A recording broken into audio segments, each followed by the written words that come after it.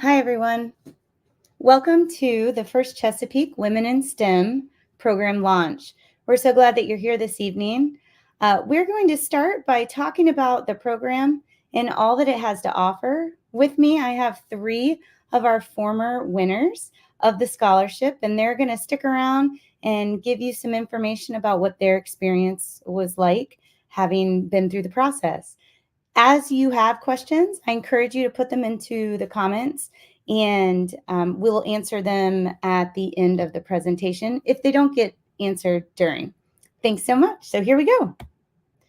So Reaching for the Stars, or the first Chesapeake Women in STEM program, is sponsored by Leidos and Dominion Energy. So these are our partners, and they help us create programs and fund programs that help our community. Pardon me. The Reach for the Stars Award is given to one female who exhibits accomplishments and achievements and advocacy for young women of all ages across the K-12 spectrum, as well as into her actual career.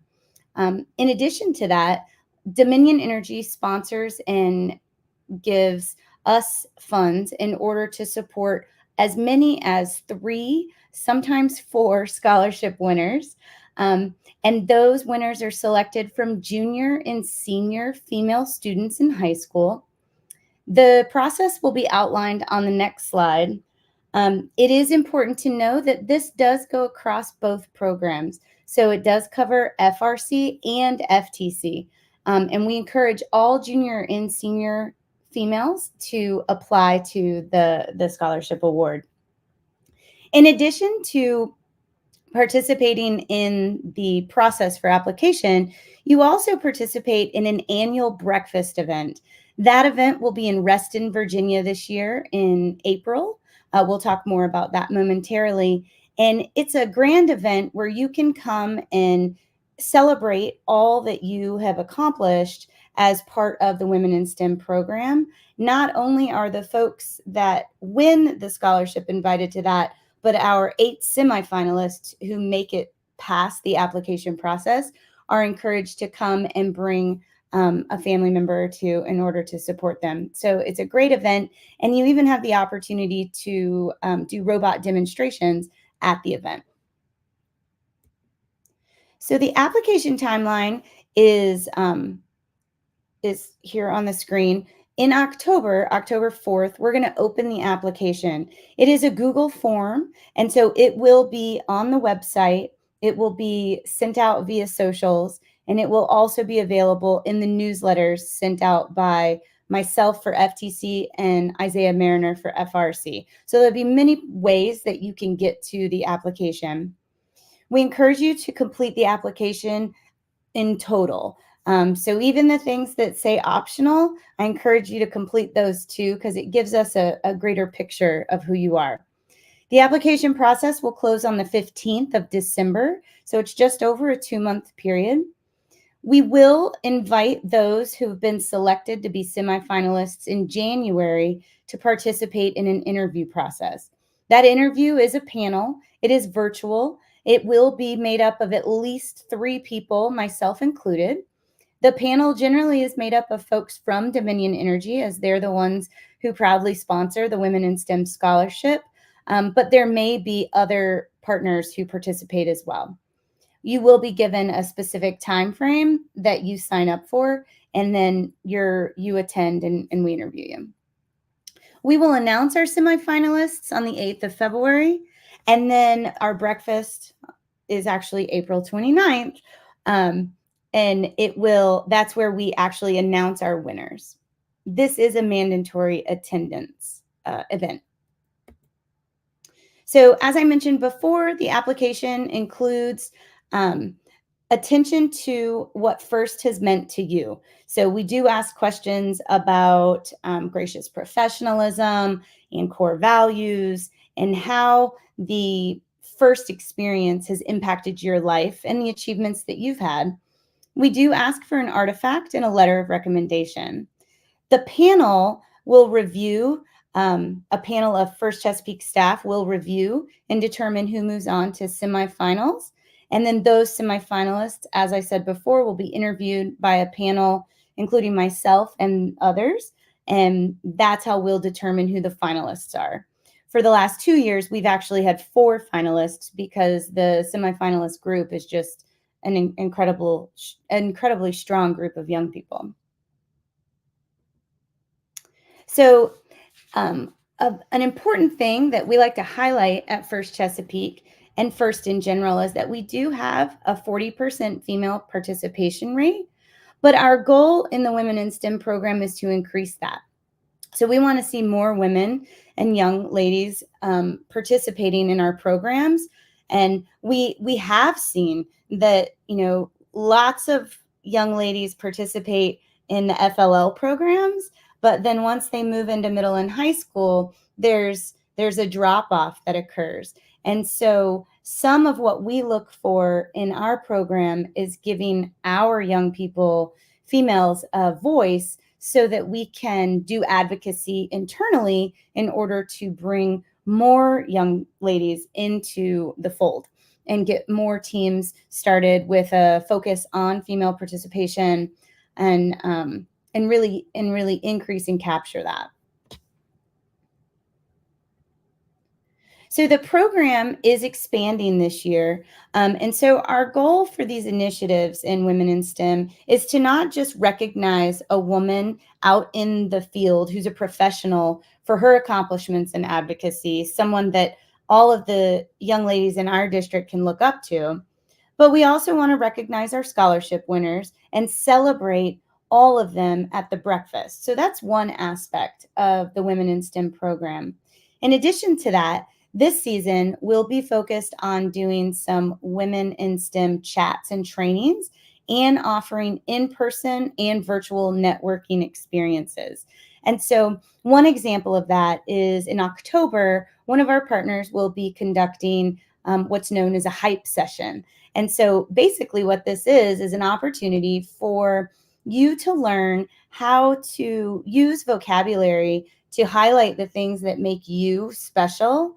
And instead of using things that sometimes I think people will call or use as a detraction, this would be a way to make it additive. So for example, I'm a pretty empathetic person. I like to take care of people. That's something that is just part of my personality. And so in some situations, that might not be seen positively out in industry. And so the hype session would give me vocabulary to take something like being sensitive or empathetic and turn it into a way that I can speak about myself so that it is viewed as an attribute. And so these hype sessions are going to be very exciting. We're going to have one in October, and then we're going to have another one in the spring. Additionally, we will be offering a variety of activities through some of our other partners as well. So the Department of Energy is working on some webinar opportunities, and we are also working with Dominion Energy and Leidos to have some in-person and networking opportunities. So there's a lot of different things that are coming online for this coming year, and we're hopeful that those who've won scholarships in the past will participate, but also you young ladies out there who are interested in being a part of the scholarship process, that you will also participate in some of these other initiatives that will ultimately help you as you move out of the K-12 educational system into whatever your next steps are post-secondary. So we had 4 winners from this last season. And so Laura Hulskamp was one. Farah Berry is here if you want to wave, Farah. And these are just some of the things that they talked about for themselves in terms of what was important to them at the time in which that they applied. So Laura was incredibly accomplished and worked really hard to build STEM in her community through First Lego League. Farah is going to introduce herself in a coming slide, but she also was very excited to focus on advocacy as well, which was something that we really wanted highlighted in the application process and is what made them stand out. Additionally, Abigail Lafon and Kavya Shah both were additional winners. Kavya's here as well. And so they too not only were advocates, but they also did some unique things in their communities in order to bring STEM to others. So Abigail did a lot of work in rural communities, while Kavya has done a ton of work among women, but also on a global scale. So lots of accomplishments there.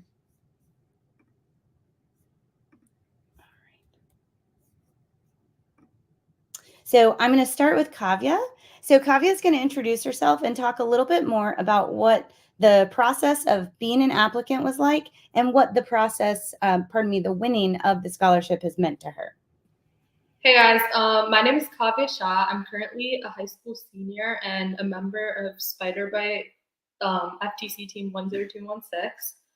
So for me, I was kind of hesitant to apply to the scholarship, especially as a junior, because I was like, there's probably way more accomplished seniors who would be applying. But I'm very glad that I did apply, and I think that the scholarship has definitely helped pave the way for opportunities for me.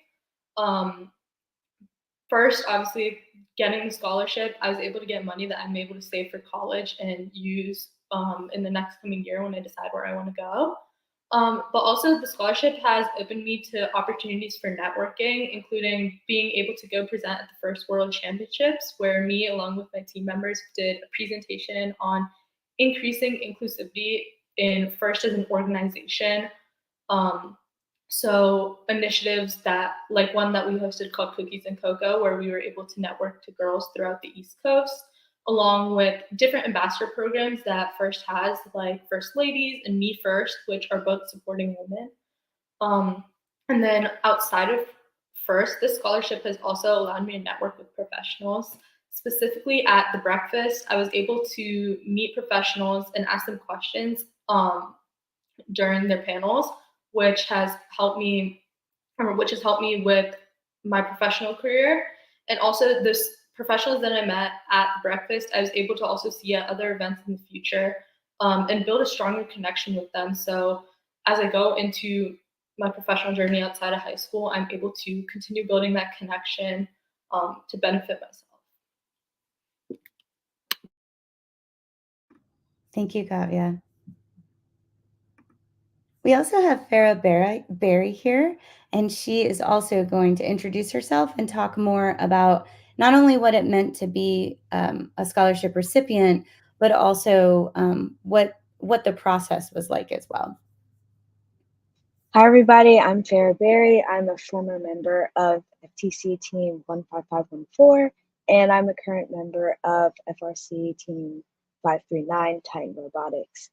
So applying for this scholarship was something I didn't really see coming in my future. I had almost kind of stumbled upon it and was encouraged to apply from my friends and family. And so it was a great experience just being in the interview talks process and being able to talk with Shelly and other representatives was a great experience. And it really opened my eyes to what I am possible of doing and what other people are already doing for this community. So, what I had been doing at the time was trying to promote STEM at my school and in my local community. So in my FTC team, I had created an additional team just specifically that was supposed to be female led to create a better atmosphere where uh, girls in my school felt more comfortable working with STEM and working together as a group to create a common goal. And I carried that on to my FRC team where we created the idea called Drive the Robot Day, where we presented our robot to the school and allowed people a chance to learn the controls and figure out how to drive it in a safe way where they didn't feel like they couldn't do it or they didn't actually know how much was needed to know to drive a robot or build a robot. So this has created immense involvement at my school currently, and our numbers are rising, and our presence at the school is rising. And at the breakfast, I was able to talk with a lot of other girls and professionals in the first robotics community who had been there for a long time and were helping and supporting other females in robotics and throughout the whole world. And my favorite part of this breakfast was being able to bring our previous robot, his name is Kilowatt, to the breakfast, and we got to show him around to all of the other semifinalists, and I got to meet other teams and get to see their robots. And we had a great conversation, and we talked about motors and just the best stuff that you may not think you get to talk to someone about that all the time. So thank you guys. Thank you, Farah. All right. And we have one more person here, Olivia's son. And Olivia actually won 2 years ago. And so she's going to share what it's like to have been a recipient of the scholarship with a few more years down the road. Hi, sorry, there might be a little background noise, but hi everyone. My name is Olivia. I won the scholarship back in 2023, and so I'm currently a second-year student at the University of Virginia. It was a alumni of FRC Team 5338 Robo Loco and a part of the first program for 8 years, starting with FLL in elementary school.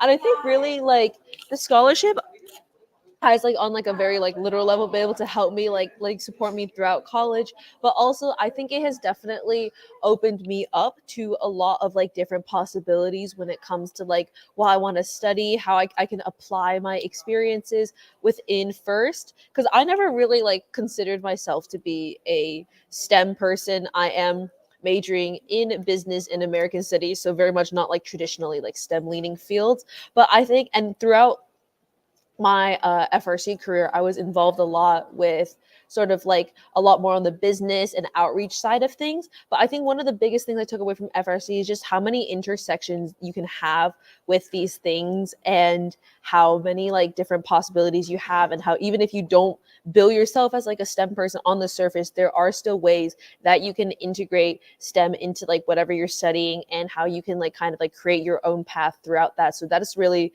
what I've been trying to do in college. I'm trying to concentrate within like management and IT in the business field. So I think more than anything, this scholarship has definitely brought me like connections and brought me with a lot of people that have just shown me the possibilities, that you don't have to limit yourself to one thing. You can really do like anything you want with this scholarship and kind of create your own path if you don't really like any like kind of like existing ones. Thank you so much.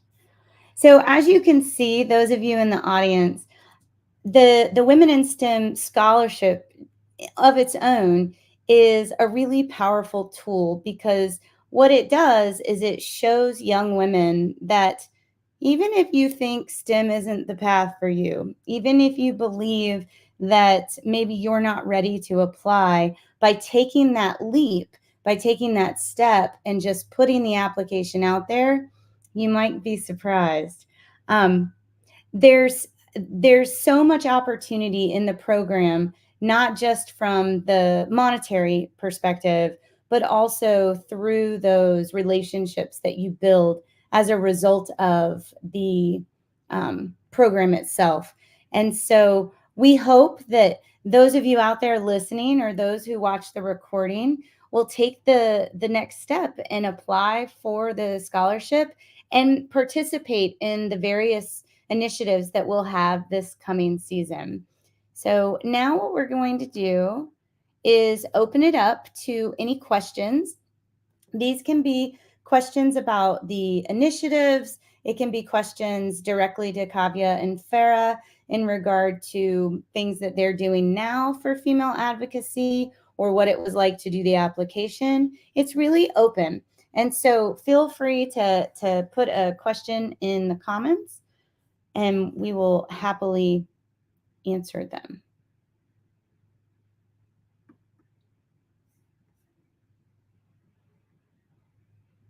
In the meantime,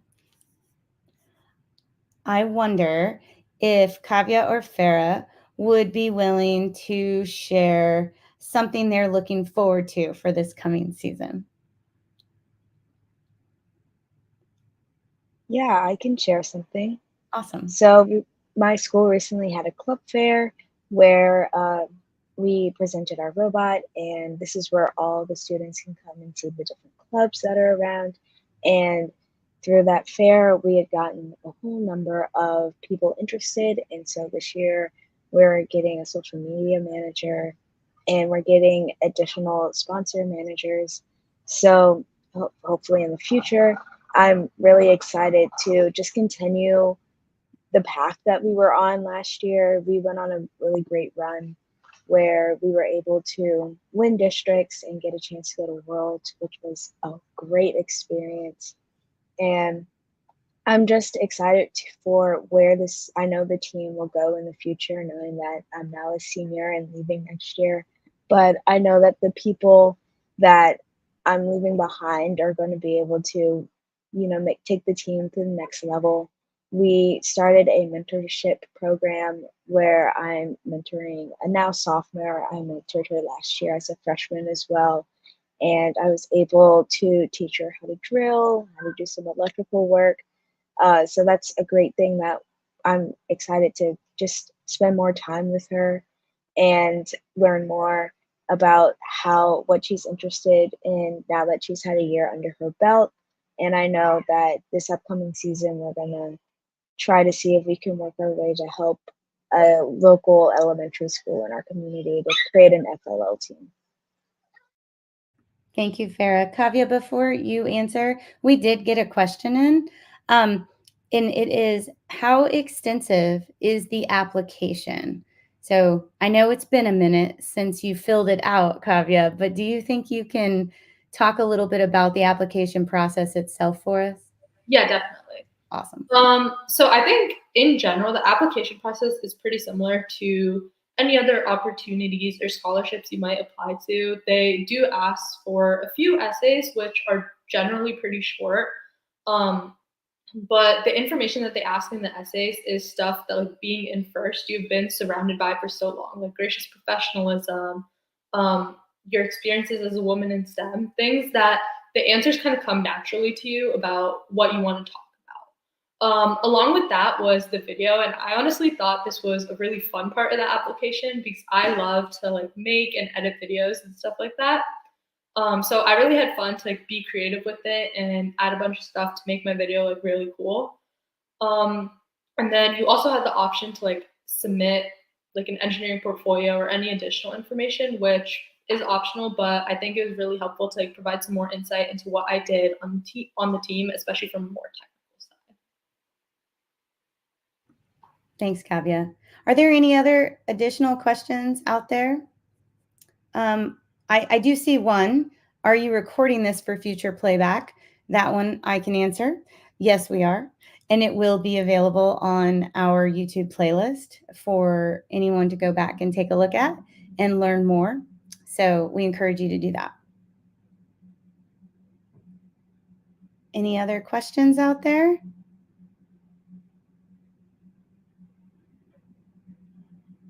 Wait time's always the hardest. All right. So I'm not going to take up any more of your time than this evening. I think the takeaway today is that if you are a junior or senior in high school, do not miss out on applying for the scholarship. Take that leap. It won't take that long. Ladies, how long did it take you to complete the application? That's probably a good question to stick out here. I think I was able to finish it within like a couple of hours, and then I just kind of went back and reviewed my essays later on once again. But it did not take long at all. I know like junior years especially is like you have a lot of stuff going on, but it really wasn't that big of a time commitment, especially for all the things that you got out of it in return. I agree. It definitely took me maybe a few hours. I definitely spent some time rereading my essays and going over my video, but definitely at the kind of start of the year, hopefully there isn't too much crowding your time. Excellent points, ladies.